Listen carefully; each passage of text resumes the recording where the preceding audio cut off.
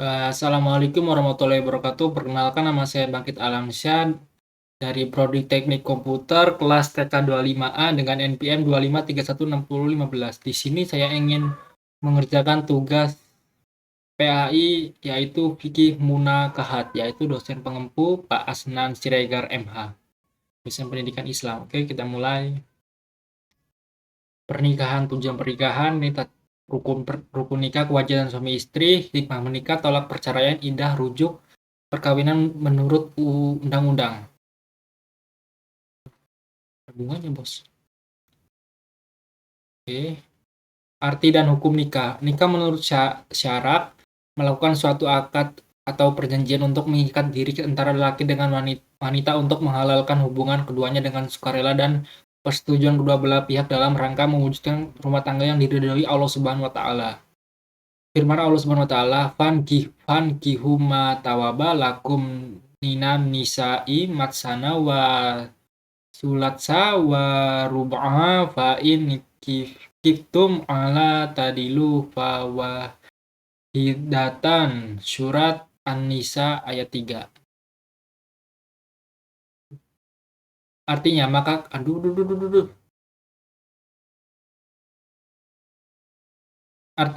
kawinlah perempuan-perempuan lain yang kamu sukai, dua atau tiga atau empat, tetapi jika kamu tidak akan dapat berlaku adil, maka nikahilah seorang saja. Oke, selanjutnya. Hukum nikah. Hukum asal menikah mubah atau boleh. Hukum mubah ini dapat berubah-ubah dengan keadaan. Sunnah, dianjurkan orang yang ingin menikah mampu menikah dan mampu mengendalikan diri. Wajib, diharuskan orang yang ingin menikah mampu menikah dan ia khawatir berbuat zina. Makruh atau dibenci, lebih baik ditinggalkan orang yang ingin menikah tetapi belum mampu memberi nafkah. Haram, dilarang. Bermaksud menyakiti wanita yang akan ia nikahi. Oke, selanjutnya. Mengapa harus nikah? Firman Allah Subhanahu wa taala, "Wa min ayatahil tahi an qalaka lakum min anfusikum aswajal litaskunu ilaha wa ja'ala bainakum mawaddata wa rahmatan inna fi zalika la ayati liqaumi yatafakkarun." Surat Ar-Rum ayat 21. Artinya, dan di antara tanda-tanda kekuasaannya, dia menciptakan untuk kamu istri dari jenismu supaya kamu tentram bersamanya. Dan dia menjadikannya cinta dan kasih sayang di antara kamu. Sesungguhnya pada yang demikian itu menjadikan tanda-tanda bagi orang yang berpikir. Selanjutnya, tujuan pernikahan untuk memperoleh rasa cinta dan kasih sayang yang benar, untuk memperoleh ketenangan dan kebahagiaan hidup, untuk memenuhi kebutuhan seksual secara sah dan diridhoi Allah Subhanahu wa taala, untuk memperoleh keturunan yang sah dalam masyarakat, harta dan anak dalam perhiasan hidup dunia. Surat Al-Kahfi ayat. Rukun nikah. Saat tidaknya pernikahan dilihat dari terpenuhi tandanya rukun nikah. Ada calon suami, ada calon istri, ada wali nikah, ada dua orang saksi, ijab dan qabul. Siapa wali itu?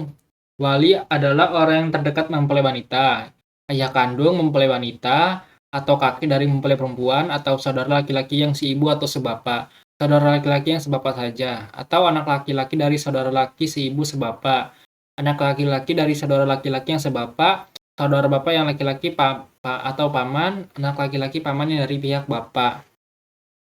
Wali hakim berlaku jika no 1-8 tidak ada, sedang berhalangan. Jika kamu jadi wali atau saksi, syarat syah wali atau saksi nikah, Islam, laki-laki, balik atau sudah berumur 16 tahun, berakal sehat, merdeka, adalah orang yang punya hak untuk mengurusi dirinya. Ijab qabul nikah. Ijab adalah ucapan wali mempelai wanita yang sedang menikahkan. Qabul adalah jawaban mempelai laki-laki ketika menerima pernikahan. Syaratnya, ijab qabul dilakukan dalam satu majelis. Ijab qabul tidak boleh mengandung persyaratan khiyar atau syarat. Ijab qabul itu dilakukan dengan jelas, mudah dan tunai, langsung saat itu juga. Wanita yang tidak boleh dinikahi. 1. Yang haram dinikahi karena keturunan, ibu dan seterusnya ke atas, anak perempuan kandung dan seterusnya ke bawah, saudara perempuan atau sekandung, sebapak atau seibu, saudara perempuan dari ibu, saudara perempuan dari bapak, anak perempuan dari saudara laki-laki dan seterusnya, anak perempuan dari saudara perempuan dan seterusnya. Surat An-Nisa ayat 23, diharamkan atas kamu, ibumu, ibu-ibumu, anak perempuanmu, saudara perempuanmu, atau saudara-saudara perempuan bapakmu, atau saudara-saudara perempuan ibumu, anak-anak perempuan dari saudara laki-lakimu, anak perempuan dari saudara perempuanmu, atau ibumu yang menyusui kamu, saudara perempuan sepersusuan, ibu-ibu istrimu, anak-anak istrimu yang dalam pemeliharaan dari istri yang telah kamu campuri. Tetapi jika kamu belum campur dengan istrimu itu, maka tidak berdosa kamu mengawinnya. Istri-istri anak kandungmu menghimpun dua perempuan yang bersaudara, kecuali yang telah terjadi pada masa lampau. Sungguhnya Allah Maha Pengampun lagi Maha Penyayang. Wanita yang tidak boleh dinikahi. Saudara perempuan susunan yang haram dinikahi karena sesusuan, ibu yang menyusui, saudara perempuan sesusuan. 3. Yang haram dinikahi karena hubungan perkawinan anak tiri, istri dan anak laki-laki menantu, baik sudah cerai maupun belum, mertua atau ibu tiri. Yang keempat, yang haram dinikahi karena mengumpulkan dua orang perempuan yang keduanya belum bermuhrim. Kewajiban suami. Kewajiban suami yaitu mencari nafkah untuk keluarga sesuai dengan kemampuan suami, memberikan perlindungan dan rasa aman terhadap keluarga, memberi nafkah lahir batin dan kasih sayang pada istri dan anak, memberikan bimbingan didikan dan mengatur keluarga supaya selamat, sejahtera dan dunia dan akhirat. Berusaha menjadi kepala rumah tangga yang bijaksana. Kewajiban istri. Taat dan patuh kepada perintah dan aturan suami. Mengurus rumah tangga, menyiapkan keperluan suami dan anak sebaik-baiknya. Berusaha menerima dan ikhlas memberi pemberian suami dan tidak meminta sesuatu dari luar kemampuan suami. Jika istri akan puasa sunnah harus ada izin dari suami. Menjaga kehormatan dirinya dan berusaha untuk tampil cantik dan menyenangkan di depan suami. Berhias itu hanya untuk suami. Menjaga rahasia dan suami dan atur suami. Mengasuh atau mendidik dan memberikan kasih sayang kepada anak. Oke, selanjutnya. Hikmah menikah. Menikah itu sunnah Rasul dan banyak hikmah. Menenteramkan batin, pikiran jernih, semangat bekerja tinggi, istiqomah dan menambah khusyuk dalam ibadah, menjauhkan diri dari perbuatan maksiat, memperluas tali silaturahmi, saling menyempurnakan, melahirkan generasi penerus Islam, anak yang soleh, mendoakan kedua orang tuanya. Hikmah menikah. Hikmah pernikahan bagi yang menjalannya yaitu menyelamatkan diri dari penyalahgunaan nafsu seksual. 2. Sebagai wadah bagi ketentraman jiwa, cinta, kasih sayang dan sayang. 3. Sebagai wadah pembinaan tanggung jawab dalam keluarga. Hikmah menikah selanjutnya loh. Hikmah menikah bagi masyarakat. A. Menyelamatkan masyarakat dari kemungkinan maraknya perzinaan. B. Kaum perempuan memperoleh kewajaran dalam derajatnya di masyarakat. C. Syiar Islam akan semakin berkembang. Menikah. Tanya. Sebaiknya cepat-cepat menikah atau enggak ya? Gimana nih? Aduh. Loh. Tolong mah. Aku masih ragu. Bingung dan belum ada jalan lagi. Hal-hal yang dapat melepaskan ikatan pernikahan. Wah. Talak, fasak, kulu, li'an, ilah, jihar, hadahana, talak. Perceraian adalah melepaskan tali pernikahan suami istri dalam berumah tangga. Talak ialah perceraian atas kehendak suami. Hukum talak makruh atau sesuatu yang dibenci. Macam-macam talak. Talak roji'i, yaitu talak satu dan talak 2 disebut talak roji'ah karena suami masih dapat rujuk kembali dan masa idah belum habis. Talak batin yaitu talak 3 jika suami tidak dapat rujuk walaupun masa idah belum habis. Talak 3 sering disebut sebagai talak batin kubra. Lafaz ucapan talak. Talak syar'i yaitu talak dengan lafaz yang jelas atau terang, misalnya suami berkata pada istrinya, "Kamu saya cerai," atau "Kamu saya talak." Talak semacam ini diniati atau tidak, maka talaknya sudah jatuh dalam haram bercampur. Talak kinayah yaitu talak dengan lafaz sindiran, misalnya suami berkata pada istrinya, "Pergi dari sini," atau "Pulang ke rumah orang tamu." Talak seperti ini jatuh kalau diniati tidak talak, tapi jika tidak diniati maka tidak jatuh dan halal bercampur.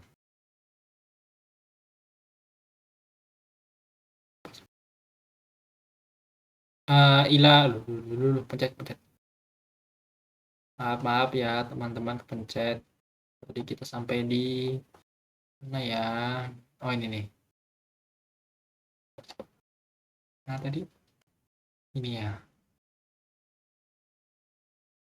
Oh di sini nih. Oh udah. Bukan di sini. Enggak di sini. Oh di sini. di atasnya lagi, di atasnya lagi, di atasnya. Ini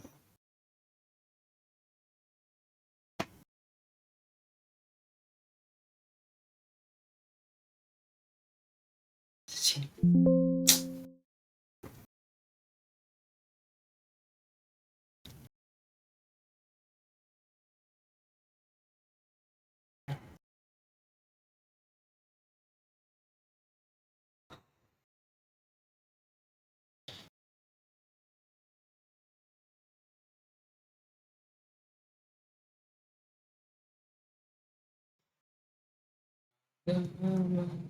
Ya oke, lanjut, lanjut, lanjut, lanjut, lanjut, lanjut, lanjut.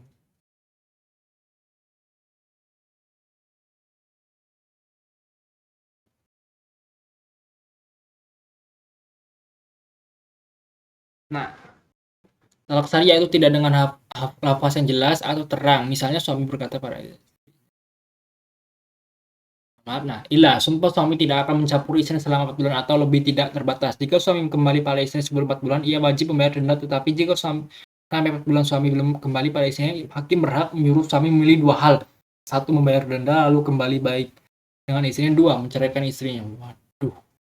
Lian, suami menuduh istrinya berbuat serong dengan mengucapkan 4 kali sumpah sebagai penggantinya. 4 orang saksi kemudian ditambah dengan ucapan suami, atasku laknat Allah sekiranya atau dosa dalam tuduhannya. Akibat lian dari suami adalah sebagai berikut.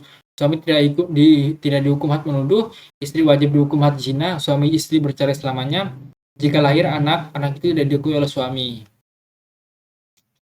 Zihar, suami menyerupakan istrinya seperti ibunya. Contoh, suami berkata pada istrinya, engkau tampak olehku seperti bungu ibuku. Akibat zihar, suami haram campur dengan istri. Adapun supaya halal campur, suami wajib membayar kifarat. Ada 3 tingkatan: memerdekakan budak, puasa 2 bulan berturut-turut, bila tidak mampu wajib memberi makan 60 orang miskin.